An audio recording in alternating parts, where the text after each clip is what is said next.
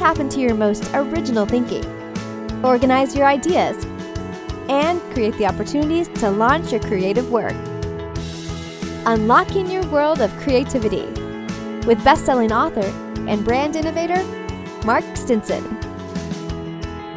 Welcome back, friends, to our podcast, Unlocking Your World of Creativity. And as we're in the midst of such change in the world, how do we develop leaders, and how can you develop yourself as a creative leader that can create big pivots, big impact, big returns? These are big promises that we're going to talk with our guest today, Esther Weinberg. Esther, welcome to the program. Thanks so much for having me, Mark. Yes, that's a big promise. And we're going to talk about big change because it's happening in the world. Well, Esther is the founder and chief leadership development officer of a great firm called the Ready Zone. And she's fast-tracking organizations' progress, and she's fast-tracking executive and leadership progress in companies and organizations of all kinds. Esther, as you think about some of this change we're talking about, what is it that we're facing right now, and what's on the forefront of your clients' minds? You know, it's interesting. I would say, if you spin back, I don't know about you, I feel like everything is either Groundhog Day or it happened so fast. I'm not sure. But I would really say, if you think about it, the last 2 years, there's been this complete upending of our work, our workplaces, our talent pool, supply chain, economic pressures, political climate, social issues. And I mean, I'm sure you're experiencing this for yourself. Life and work have become more blended. And we're seeing both with folks that would consider themselves creatives, because we work a lot with creatives, and folks in general, is that burnout is at an all-time high. And so I would say on executive mind now, cherry pick your issue. There's so many now today. Mass combination of talent retention, talent acquisition, supply chain issues, mental well-being, profitability, inflation, succession, workflow, hybrid work, inclusion, team performance, and leading mass and ongoing change, and making sure that people feel like they're valued, respected, and they're excited to come to work. Well, and speaking of Groundhog Day, somewhat it's a Rip Van Winkle kind of thing. We woke up and it's been 4 years since we were, quote, normal. I mean, here we are, 2023. You think back 2019, pre-pandemic. You're like, where did the time go and what happened in the meantime? Again, where did we, catch up and retune and retool for a whole new kind of world? I still believe we're on the precipice of a reawakening and a reimagining. What I mean by that is what COVID did was, I don't want to minimize it, especially for folks that have lost people, including myself, that lost people during COVID, but it was kind of this grand shakeup that I think that executives needed inside of their organizations, because there was a few things that have occurred. Before COVID was happening, we were seeing mental health issues that I'd never seen before in my life in all the years that we've been working. And so you're seeing mental health issues, stress on executives that had never seen, plus self-imposed stress, not just organizational stress, self-imposed stress for performance that we'd never seen before. And so now if you look at it, yes, there is this, lots of organizations either threw hybrid work out the window or reimagining work. And I do think we're still in this phase of reimagining that is really vital, because workplace, if you think of it, hasn't really changed since Henry Ford designed the assembly line. Yes. Punch in the clock and do what you need to do. Yeah. Yeah. And I think what people are finding, especially, the biggest beef I found when people were saying, why do we have to go back to a physical workplace, is that the issue was we've made it work. Now, obviously, there's a great impact that now we've been seeing on the other side for the last couple of years of going through this, which is that collaboration can't happen as well to a certain degree if you're in person. Especially this will resonate for creatives. If you're going to do creative brainstorming, lots of times it can feel more successful. Your experience can be more successful if you're all in person. And so that is true and not all simultaneously. And so the inflection point of trial and error, which sometimes organizations don't have the patience for and the bandwidth and the willingness for yet, but I think people have had to, just because of time, experience, and the pressures for the last couple of years. Yes. Well, So I and think this that's reimagining, I'd love to springboard from this word because, certainly markets are changing, markets are being disrupted. I think in your own career and working with places like Netflix, Microsoft, Warner Brothers, Discovery, CNN, I'm reading this great list, Adobe, Disney. I mean, you've yeah. worked at Disney and ESPN in media relations. It's interesting to look at a list like these companies and say, who's the legacy brand? Who's the disruptor brand? Again, talking about the pace of change and reimagining. All of these companies are saying, what's next? Yeah. And I think that what we have found is the number one thing I would say, if you're an executive listening to this, you're probably thinking to yourself, okay, the biggest thing that we're finding that is that people want to feel ready to take on all the opportunities and challenges that are at the feet. The question is how. Like, that's great, but every day when I'm drinking out of a fire hose, it doesn't really feel like there's an opportunity for that. And what we always say at the Ready Zone is that foundationally, you've got to create workplaces where trust, respect, and psychological safety are not just valued, but they're as measured as the bottom line. And it is possible to measure it, And so we've created what we affectionately call our KPIs for the Ready Zone. We call them zone performance indicators that give folks an opportunity to actually diagnose on an individual executive level, on a team level, on an organizational level, how are we doing it and how are we succeeding? And what are we seeing as the results of this that is making a marked difference in efficiency, productivity, profitability, and creativity, of course.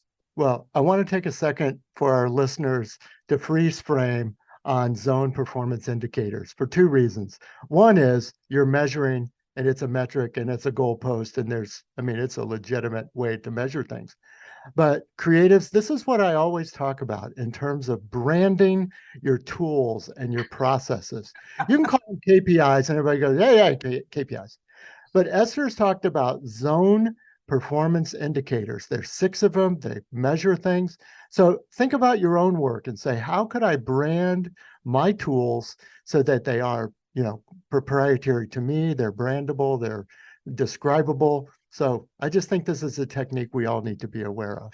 Well, and I got to tell you, Mark, I'm glad you said that. It's interesting because even when we were considering what to call a framework, we were really intentional about it being analogous to the way that executives also look at the levels of how we're measuring inside of an organization. We're looking at key performance indicators, right?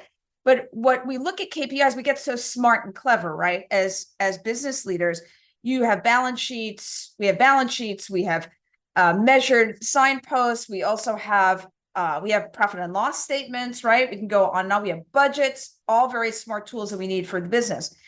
But the thing that we often don't do is the world of performance is that you take actions that lead to certain results, right? You don't like the results, you change the actions, right? It's very simple. It's a simple formula.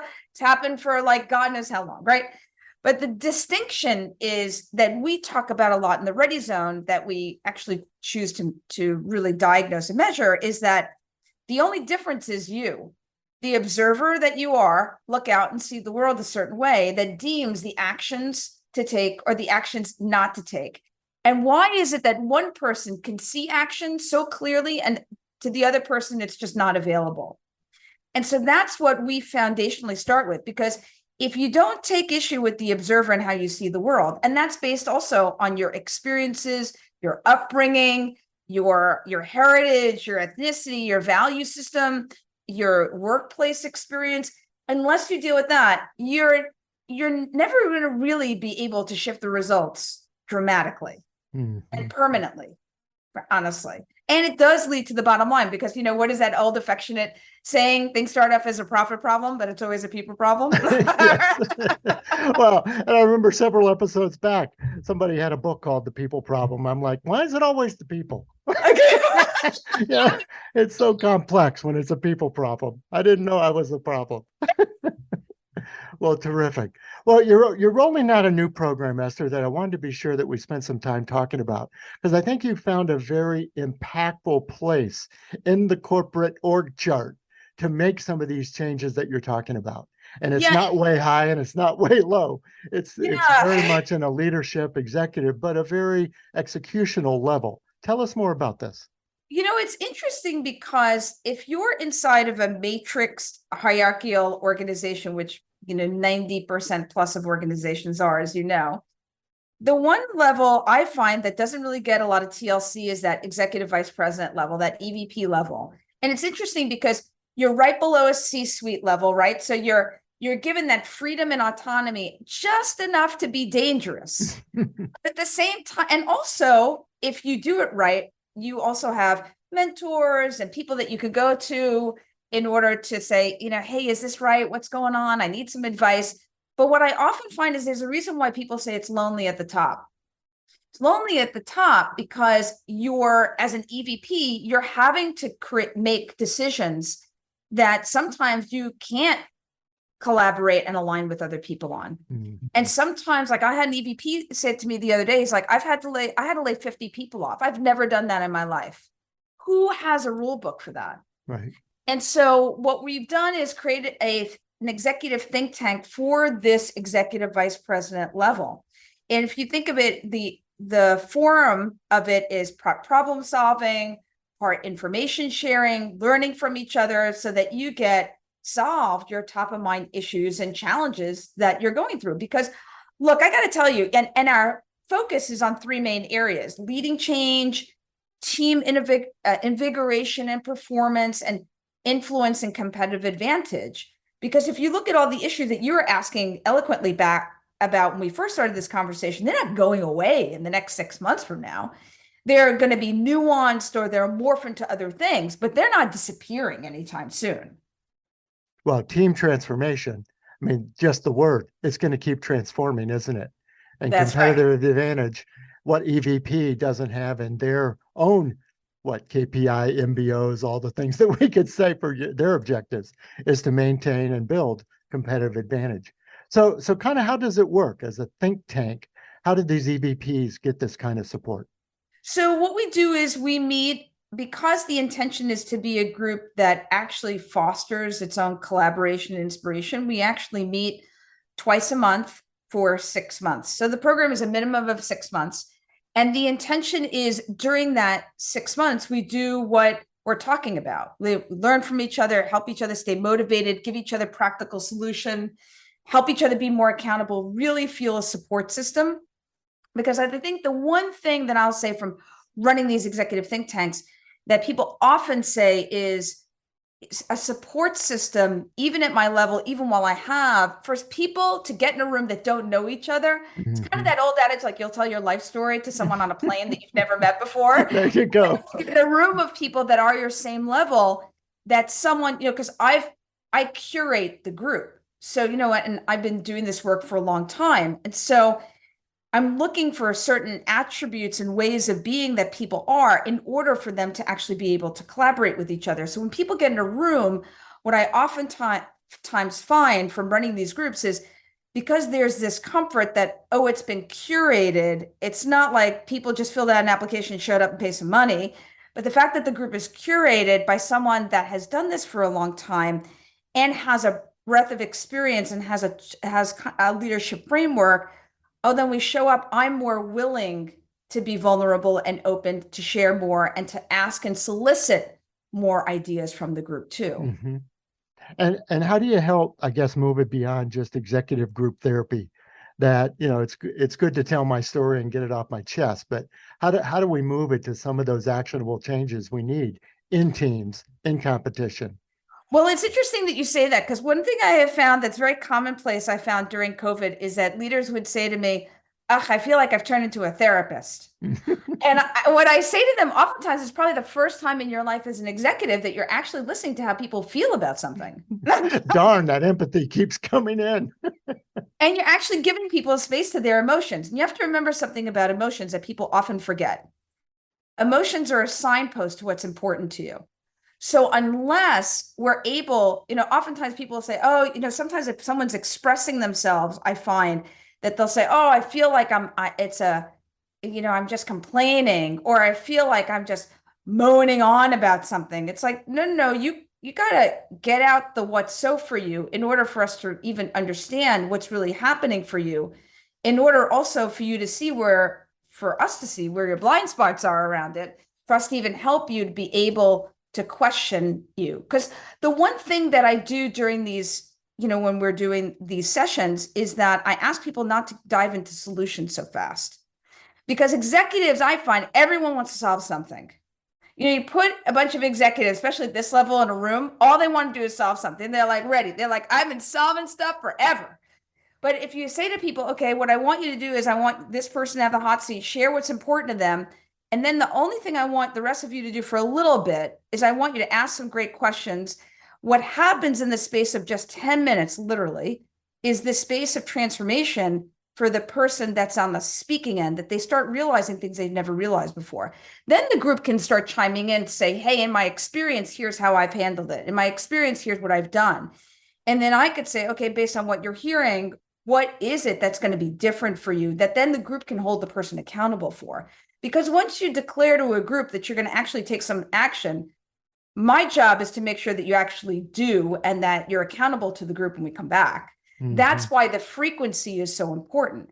Because I find also when you're going through such amounts of change, unless someone sees some degree of change within 30 days, especially if the change is happening quickly, they'll abandon it very fast. And also you have to remember that change is exhaustible.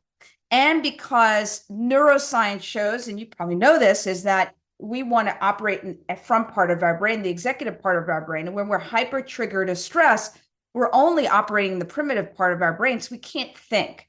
And so if the group is designed to help you consistently get out of a reactive space and continue to be in a proactive executive brain thinking space, well, then you need a support every couple of weeks to come back and say, hey, I tried that. That stunk. That didn't work. That was super successful. I didn't think it turned out the way that it did. How would we do it differently? And so it becomes this space of camaraderie, collaboration, and inspiration too, especially in a time when work can look sometimes pretty bleak. Well, and the time and space to simply think.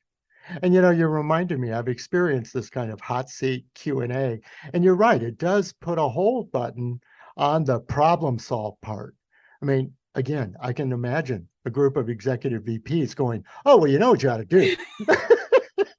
As in, I wouldn't do it, but you know what you ought to do. And so by pausing a minute and just asking those questions, and maybe that does train the individual, us leaders, to stop and ask more questions before we simply jump to the solution or the recommendation or the problem solving part. Well, also you got to remember something too. And if I put on an executive coach hat, I don't know what's right for you because I don't have your lived experience. And so I don't know what you have to break through, what overcome, what's difficult for you. Like what's super easy for me may not be easy for you. So for example, like having a conversation with someone that you've been putting off for a year, may be the hardest thing in the world. To me, it's like, are you kidding? We'll do it today at 4:00. So it's very nuanced. And so you have to be careful.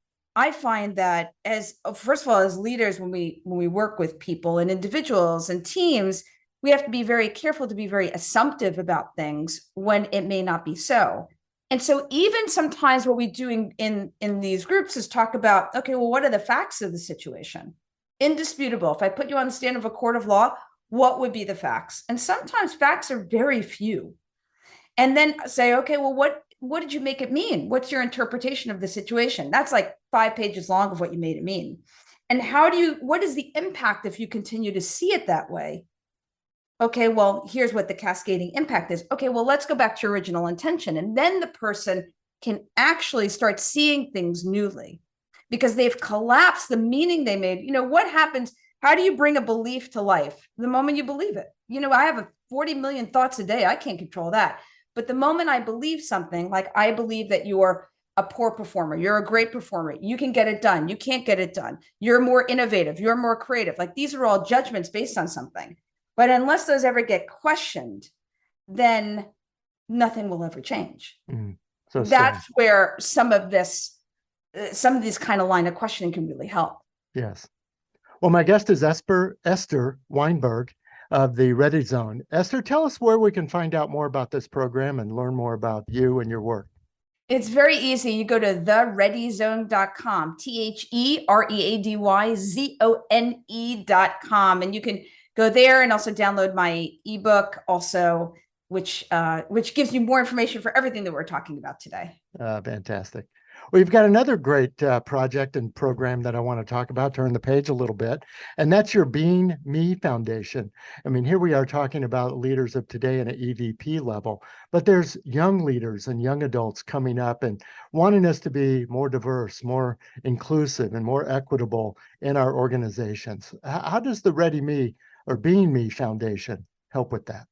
Yeah, so let me go back to something just to give people context. So the Being Me Foundation was actually a foundation that was created by my wife and I. And it was created, it's separate from the Ready Zone, but it was created as a passion project because when you look out into the world and you see this, it's for LGBTQ young adults between the ages of 18 and 26. And what we realize is that as youth move into this adulthood of age 18 and beyond, they're moving into a place in their development where they're completing their values framework, feelings of empathy. They're moving into adult relationships. They may go to college or pursue other careers or other levels of education, set goals and start to achieve them. And so what we realized too is that, there was a author who said society is less forgiving of missteps made in your 20s. And in your teens, you could be stupid, but in your 20s, it's like, no, you're a young adult. You can't quite do that. So what we realized is that this population of LGBTQIA youth have been oppressed. There's mental health issues, there's discrimination. Many have been victims of violation. And so what we are doing is creating what we call ontological leadership and coaching programs directly to address this crisis. And we want to give this youth a safe place to explore, talk, and really make a difference in their lives. And so the programs are really designed to dismantle, to look out in the world and facilitate them to be able to see the world from a space of what's possible instead of what's not possible. Because if you've been victimized through your life, it's very easy to see what's not possible versus to see what is actually possible in life. And I don't mean that in a Pollyanna way. I mean that very practically. That's why we're looking for partners that have mental health facilities within their organization. So this way we can provide this program in partnership with great organizations that are already providing some different kind of support. So this becomes a real added value for them. Mm-hmm. Well, let's underscore and drill down a little bit on this term ontological as a program, as a definition. How do you apply? What's the context there? Yeah, it's some of what we're talking about. I mean, what really an ontological distinction is one of the things that we really go to work on is dismantling what is called the reality illusion. It's an ontological distinction. Some of it, and we were talking about already as it relates to the Ready Zone, is that what has one person look out into the world and see and believe with the same set of data completely different than someone else does. And so, like, these young adults have inherited certain meanings, interpretations, self-assessments based on their culture, their religion, that could be out of alignment with reality, but yet they live in the reality as if it's the truth. Mm-hmm. And so the way that each person sees the world is very different, and we see it all through our own unique personal lens. And so, but what we forget as human beings is that in some cases, we never know that we see the world through our own personal unique lenses. And instead we move quickly from judgment. And so not only do we judge ourselves, but we judge others, we judge situations, opportunities, circumstances. So this kind of default, habituated, conditioned lenses that can serve as a disservice to us. And so, like we talked about before with the Ready Zone, even performance is measured by the actions or inactions that lead to results. But oftentimes the actions that are taken don't lead to different results and could even lead to immobilization. So that cognitive blindness, that blind spots in the way, it's not that other actions aren't present. It's based on the observer that you are, how you see the world. And from those assessments and assertions that you make, you just don't see them. So that's an ontological framework. And so that's the basis of the programs that we're going to be implementing. So we're going to be doing a 5-day program and then have personal coaching support with ontological coaches for 6 months. So this way, these young adults can get the framework of training, and then it's about how do they really put it in action, like what you were talking about. How do they measure it? They wouldn't even know what measurement is necessarily at that age. And so how do you know? And really, I think the juice is what happens when you get stuck. Like, it's easy when things go well, right? Oh yeah, that was successful. But when it doesn't go, you're like, oh, that didn't work. I'll abandon that. But no, that didn't work. Let's examine why, and let's examine what's behind it. So that's really where we're going to work. Well, it sounds like a strong approach. And there may be something, and I'll ask you quite personally, was there something in your career development or personal development in your 20s that said, I can look back and I can look at these young adults and now think about the impact that a program like this could make? Because if I had this when I was in my 20s, here's a difference it could have made. So when I was in my 20s, I got married at a very young age. I got married at like 22 years old. I was married by 22, divorced by 26. And I remember I was very serious about the world. And I was very serious about the world and how I saw things. And I had a very definitive point of view about everything. And I never really questioned it. And it was, I had a very high work ethic. I came from a family that drove that into me. And so I don't think I ever questioned how the world is around me to a degree. I mean, I questioned all the time, but not in the way that we're talking about now. And so I took certain actions to take, and I was very single-minded focused. I was very career focused, and I wanted something and I was going to go after and get it, which is wonderful to a degree, unless you step all over yourself and other people in the process. There's that little side effect. Yeah.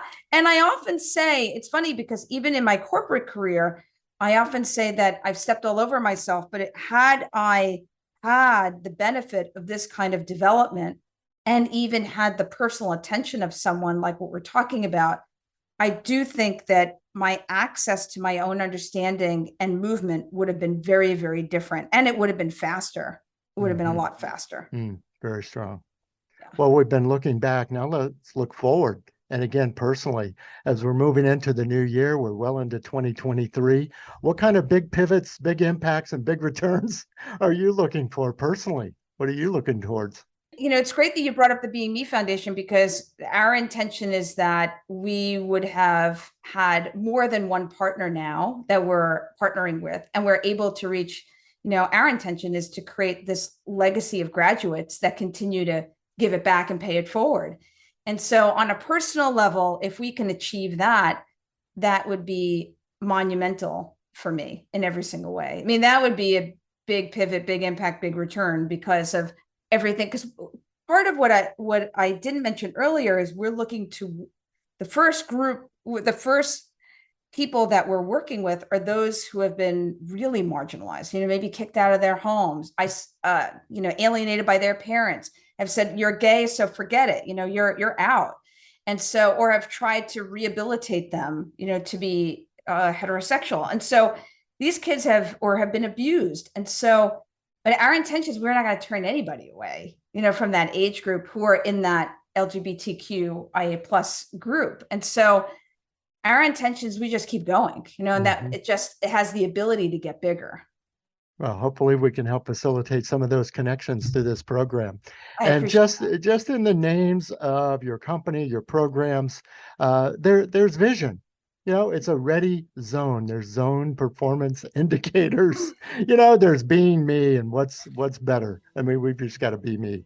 It's very encouraging, very inspiring to talk to you about this. My guest has been Esther Weinberg. Esther, tell us again how we can connect with you. Easily, thereadyzone.com. Fantastic.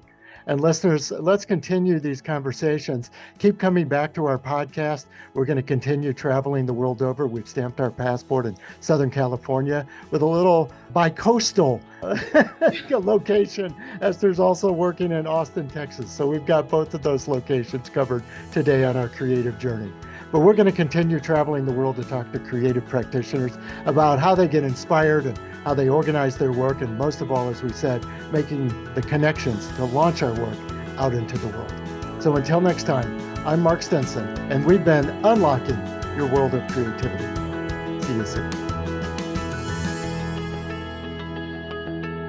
Unlocking Your World of Creativity with best-selling author and brand innovator, Mark Stinson. This program was produced by BSB Media, creators of IntelliKey Leadership Stories, Unlocking Your World of Creativity, and thepeaceroom.love.